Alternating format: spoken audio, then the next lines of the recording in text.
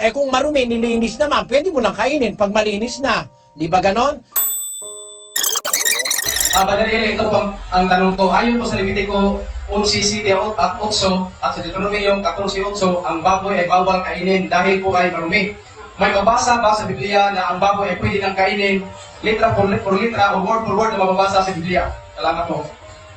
Kapatid, huwag kang maghahanap sa Biblia ng letra por letra. Kasi pag letra por letra hahanapin mo, hindi tama ang paggamit mo ng Biblia pag letra por letra. Basahin natin ang 3:6 ng ikalawang Korinto.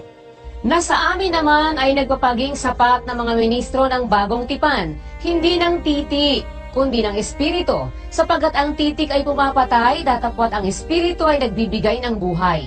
Panganiban letra por letra, pag letra hinahanap mo, patay kang bata ka. Ang letra, ang titik ay pumapatay. Letters kill. You see? Letters kill. But the Spirit giveth life. Ang approach sa Biblia, kung ano ba yung espiritu, yun ang hahanapin mo. Yung diwa, yung tunay na kahulugan. Tanong, may mababasa sa Biblia ba na hindi na bawal ang baboy? Marumi raw ang baboy. Oo, marumi. Eh kung marumi, nilinis naman, pwede mo lang kainin pag malinis na. Di ba ganon? Basahin natin ang 7:19 ng Marcos. Sapagkat hindi pumapasok sa kanyang puso, kundi sa kanyang tiyan, at lumalabas sa dakong daanan ng dumi. Sa salitang ito'y nililinis niya ang lahat ng pagkain. Lahat na ng pagkain, wala nang hindi na masasakop dyan. Sabi ni Kristo, hindi naman pumapasok sa puso Pumapasok sa tiyan. Lumalabas yan sa daanan ng dumi. Sa salitang ito, nililinis niya ang lahat ng pagkain. Kaya, sa pangungusap pa lang ni Kristo, nalilinis na ang lahat ng pagkain. Pagka sinabing lahat na nalilinis, pati yung marurumi. Kaya naman nililinis, marumi nga palagay mo na, ang baboy marumi sa Israel. Nung dumating si Kristo, nilinis naman ang kanyang salita.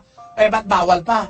Hindi na bawal. Pakinggan mo sa unang Timoteo 4:3. Na ipinagbabawal ang pag-asawa at ipinag-uutos na lumayo sa mga lamangkati na nilalang ng Diyos upang tanggapin na may pagpapasalamat ng mga nagsisisampalataya at nakakaalam ng katotohanan.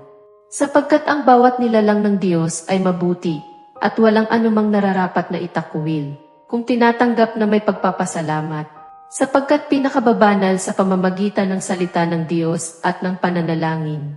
Kita mo kapatid ang paliwanag ni Pablo kay Timoteo?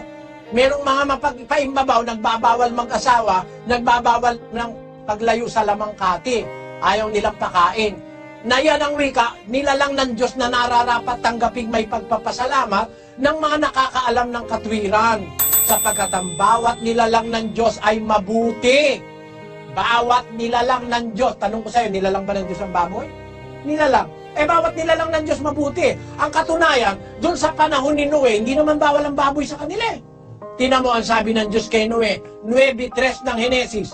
Bawat gumagalaw na nabubuhay ay magiging pagkain ninyo, gaya ng mga sariwang pananim na lahat ay ibinibigay ko sa inyo. Tamo, sabi ng Panginoon, bawat gumagalaw na may buhay, nagiging pagkain ninyo. Kaya lang naman ibinawal sa Israelita yan.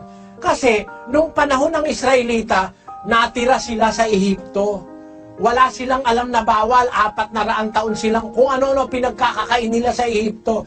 Kasama na yung mga maruruming hayop. Kasi nung araw, ang baboy marumi talaga kasi scavenger Kung ano-ano pinagsusudsud sa mga pusali ng mga baboy nung araw. Hindi naman kagaya ngayon ng baboy nakakulong sa piggery at pinalalaki na walang pusali. Kung marumi man nung araw at ngayon, palagay mo, marumi pa rin. Pero kung idinidikri ni Kristo, sinasabi niya, walang nararapat itakwil, nilinis ng salita ng Diyos. Sinabi ni Kristo, hindi naman pumapasok yan sa puso, sa tiyan niyang pumupunte. Sa salitang ito, nililinis niya ang lahat ng pagkain. Yon ang nababasa sa Biblia. Pero sasabihin mo sa akin, letra por letra, baboy, hahaba masyado Biblia. Dahil maraming bawal sa Israel Ano-ano bawal? Tahong, talaba, talangka, alimasag, suso, hito, lahat ng walang kaliskis at palikpik. Bawal. Pag inisa-isa mo letra por letra yan, lalong kakapal ang Biblia, tatamarin ka ng basahin. Pero, nung sabihin yung mga bawal, kinlasify lang yon.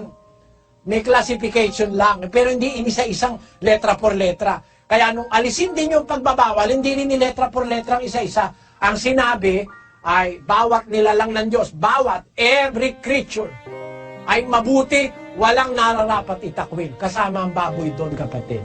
Sana naunawaan mo po.